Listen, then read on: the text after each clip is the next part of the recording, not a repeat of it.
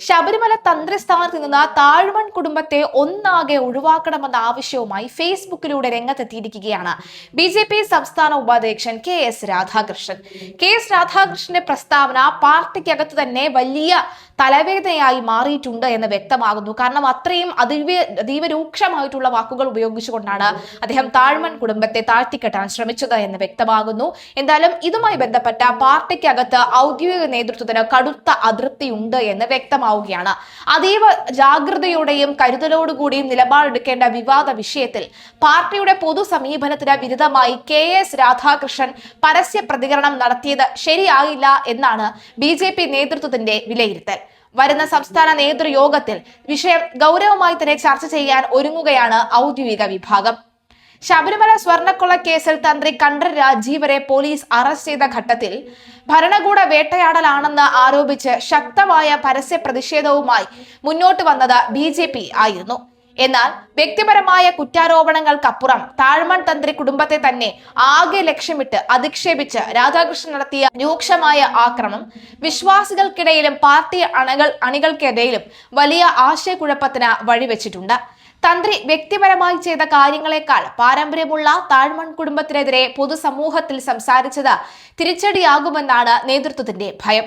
BJP. കേന്ദ്ര നേതൃത്വവും ഇതിന് ഗൗരവത്തോടുകൂടി തന്നെയാണ് കണ്ടിരിക്കുന്നത്.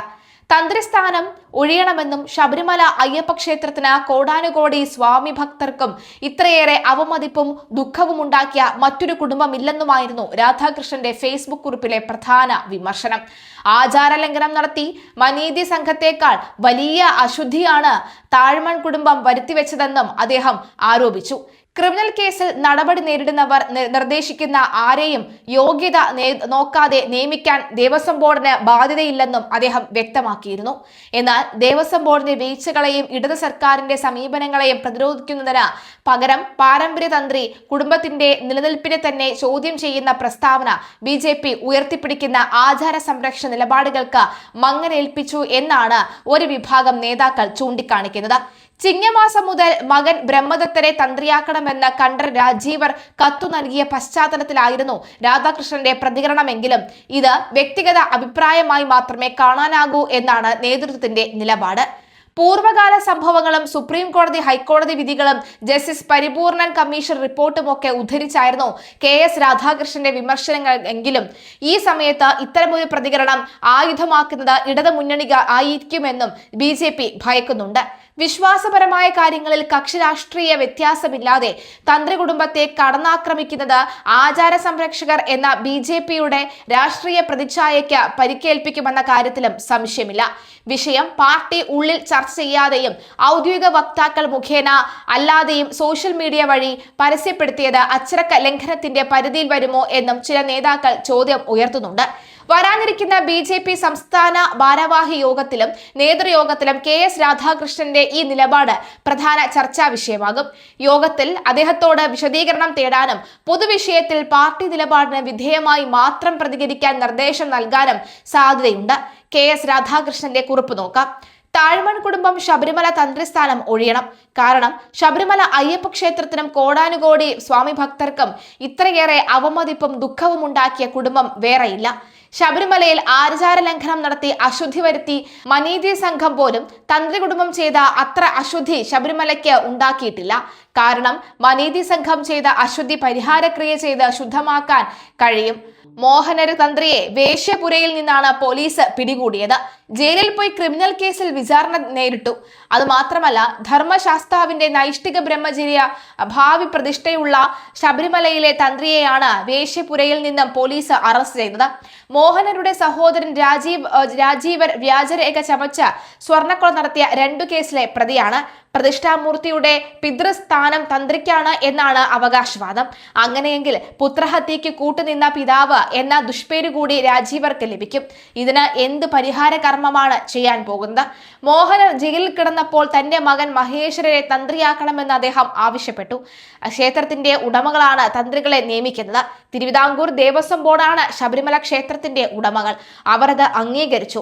മോഹനയുടെ മകൻ മഹേശ്വർ തന്ത്രിയായി രാജീവർ സ്വർണ്ണക്കൊള്ള നടത്തിയതിന് ജയിലിൽ കിടക്കുകയും പ്രതിപട്ടികയിൽ ഉൾപ്പെട്ട് വിചാരണ നേടുകയും ചെയ്തുകൊണ്ട് അദ്ദേഹത്തിന്റെ മകൻ ബ്രഹ്മദത്തരെ തന്ത്രിയാക്കണമെന്ന് ആവശ്യപ്പെട്ട് അദ്ദേഹം കത്ത് നൽകിയിരുന്നു. ക്രിമിനൽ കേസിൽ ഉൾപ്പെട്ട വിചാരണ നേടിയവരുടെ മക്കൾക്ക് വേണ്ടി സംവരണം ചെയ്ത് സൂക്ഷിച്ചിട്ടുള്ള പദവിയാണോ ശബരിമല തന്ത്രിയുടേത്? ക്ഷേത്രതന്ത്രിമാരെ തലസ്ഥാനത്ത് നിന്ന് മാറ്റാൻ ക്ഷേത്ര ഉടമകൾക്ക് അവകാശമുണ്ടോ? ഇക്കാര്യം കേരള ഹൈക്കോടതി സൂക്ഷ്മമായി പരിശോധിച്ചുകൊണ്ട് 2025 വിധി പറഞ്ഞു. തന്ത്രി സമാജം കൊടുത്ത കേസിലായിരുന്നു വിധി. ക്ഷേത്രത്തിലെ ആചാരാനുഷ്ഠാനങ്ങൾ തന്ത്രികൾക്കുള്ള അധികാരം കോടതി അംഗീകരിച്ചു. എന്നാൽ ഭരണഘടനയ്ക്ക് നിയമത്തിനും ചടങ്ങുകൾക്കും അനുസരിച്ച് തന്ത്രികളെ മാറ്റാൻ ഉടമകൾക്ക് അധികാരമുണ്ടെന്നും കോടതി വിധിച്ചു. കർണാടക ഹൈക്കോടതി 2025 പരമ്പരാഗത തന്ത്രി കുടുംബത്തിലെ നിയമപ്രകാരം അർഹതയുള്ള അംഗം മാത്രമേ തന്ത്രിയാകാൻ പാടുള്ളൂ എന്നും വിധിച്ചു. തന്ത്രവിധിയിലും തന്ത്രവിധിയിലും പ്രാവീണ്യവും പരിശീലനവും നേടിയ വ്യക്തിയായിരിക്കണം ഈ തന്ത്രി എന്ന വിധിയിൽ വിശദീകരിച്ചു. തന്ത്രി സ്ഥാനത്ത് അവരോധിക്കപ്പെടുന്ന വ്യക്തി തന്ത്രവിദ്യ പഠിക്കുകയും പരിശീലിക്കുകയും ചെയ്തിരിക്കണം എന്നും സാരം. ഗായത്രി മന്ത്രം പോലും അറിയാത്തവരും ഗണപതി ഹോമത്തിന് ഉപയുക്തമാക്കുന്ന മന്ത്രങ്ങൾ നിശ്ചയമില്ലാത്തവരും ശബരിമല തന്ത്രിയായിട്ടുണ്ട് എന്ന ഇക്കാര്യത്തെക്കുറിച്ചും സമഗ്രമായി പഠിച്ച് ജസ്റ്റിസ് പരിപൂർണൻ എഴുതിയ കാര്യവും ഓർമ്മിക്കുക.